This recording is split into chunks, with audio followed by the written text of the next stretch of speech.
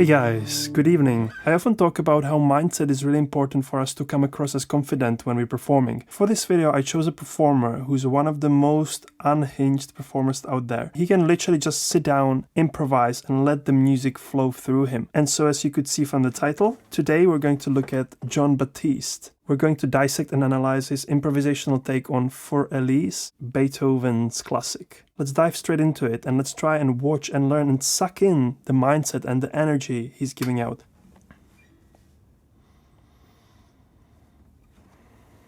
Love the style.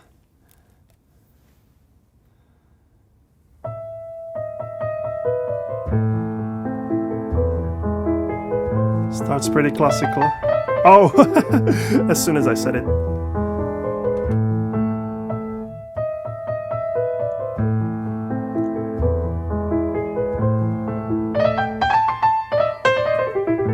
Wow. Oh.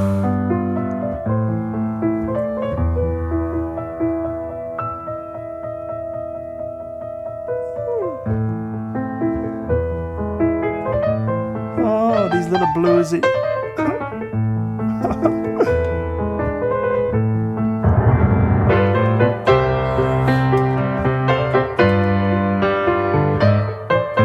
Change of the groove completely.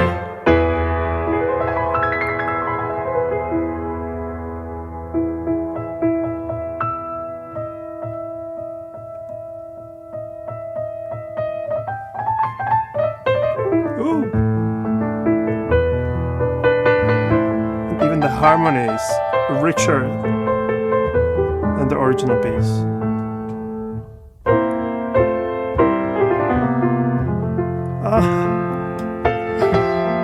Wow.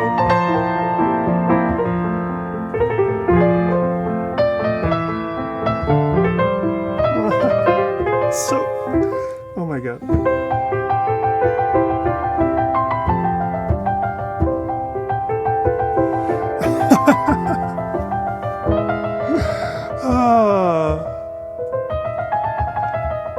Unhinged.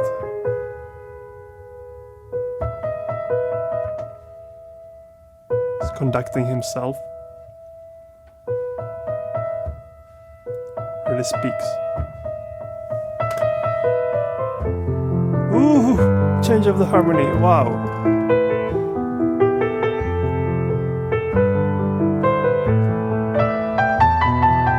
These extended chords. Wow.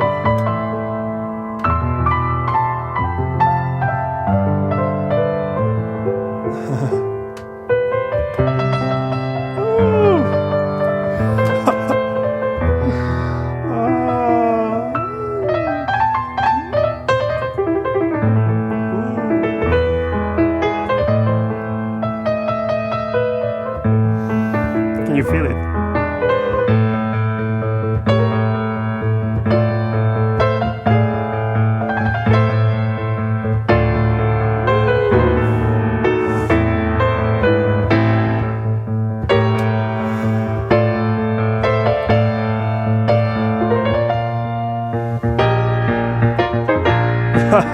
Again, changes the groove.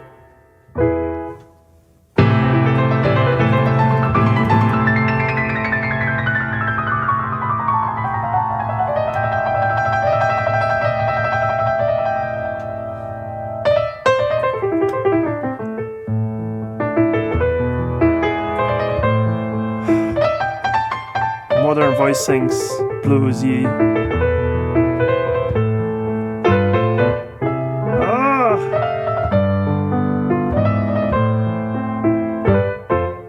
Come on.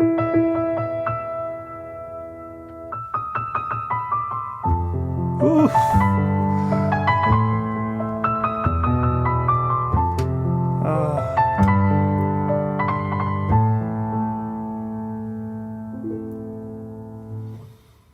Wow. I'm feeling transformed. Oh my god. Could you feel it? Wow, what Jon Batiste did with this, I'm absolutely mind blown. I've been talking about this in the past. I love when artists are breaking boundaries between genres. Jacob Collier does this. My favorite Bobby McFerrin does this. He sings and conducts the orchestra, plays jazz and sings classical.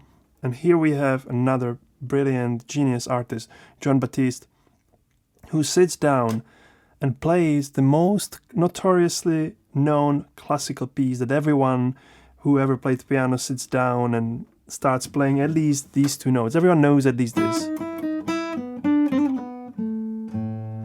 And he just puts so much of personality inside it. There's blues, there's jazz, there's modern voicings, plays around with the harmonies, with the grooves, just expresses himself through this piece of music. He uses the composition as a vehicle and puts himself in it. Sometimes we can think, and I think I'm guilty of it as well, that classical music can be kind of dry, because when we first learn it, it's basically distilled into a bunch of dots on the paper. But we shall not underestimate the power of interpretation. He's basically bringing together the Afro-American traditions with the European traditions. He's basically bringing two continents together. The way jazz became to be was that the Afro-American music, the syncopated rhythms and the suffering expressed through the heartfelt blues, was combined with the European structure that provided the complicated harmonies, and when you put those two together you have jazz.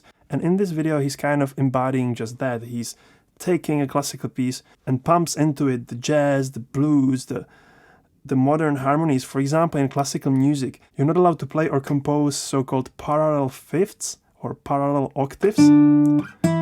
The voices move together, or fifth, like this. You're not allowed to do it. But you could hear that in the way he played it. He broke some of the rules that we now break regularly, like so many songs on guitar are in basically only parallel fifths. So that was brilliant. Let's go through it one more time and analyze it in a bit more depth.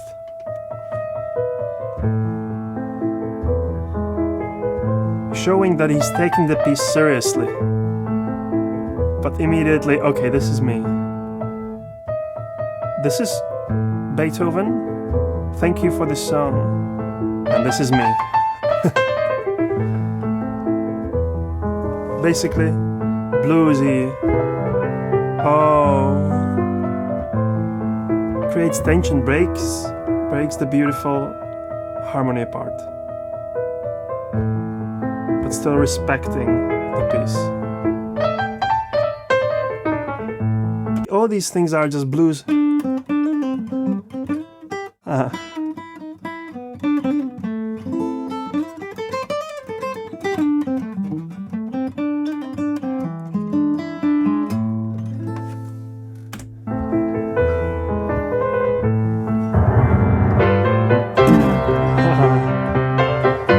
And now he's playing it a bit more classically, just sitting the groove in the breakdown, slowing down.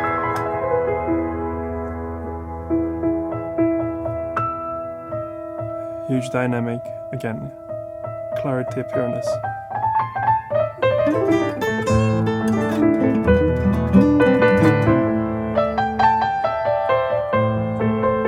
Now it's starting to branch out a little bit more even.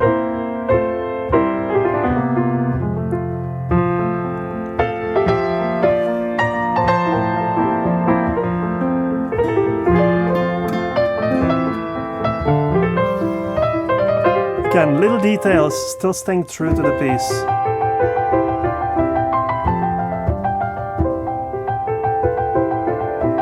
Jumping through the parts and making his own.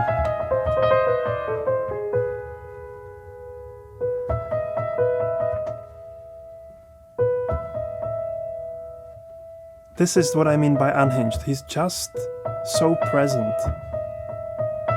There's no negative thinking in his mind, or this might sound weird.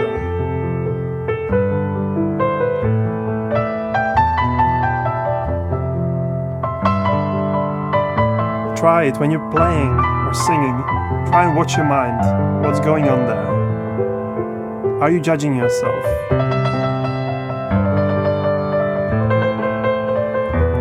That's stopping you from the full expression. Oh, what was that? Even the techniques are technically not allowed in the classical music. They have literally written those little trills you can do on violin, on piano. They are exactly written how they should be played and not differently. What he's doing here is something that uses slides across the keyboard, you know. It's just so beautiful to see the combination of these different cultures. Again, let's listen to. Let's finish it. It's not that long.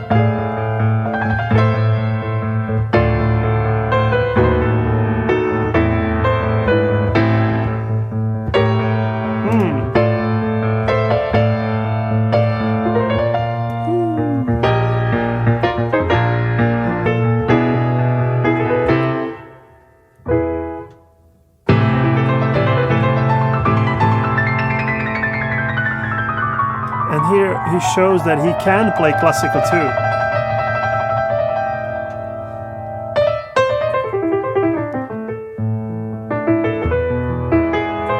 It's not like that he couldn't play it. It's sort of like Chick Corea. Chick Corea is a brilliant classical pianist.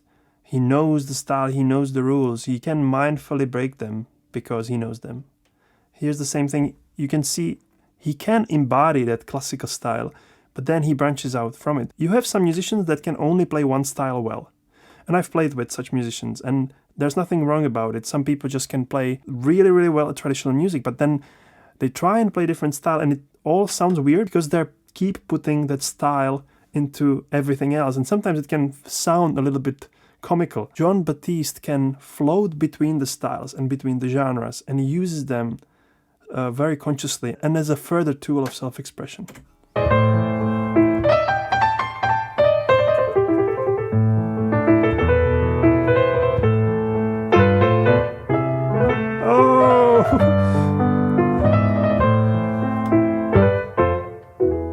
Even this sounded pretty clean as the harmony.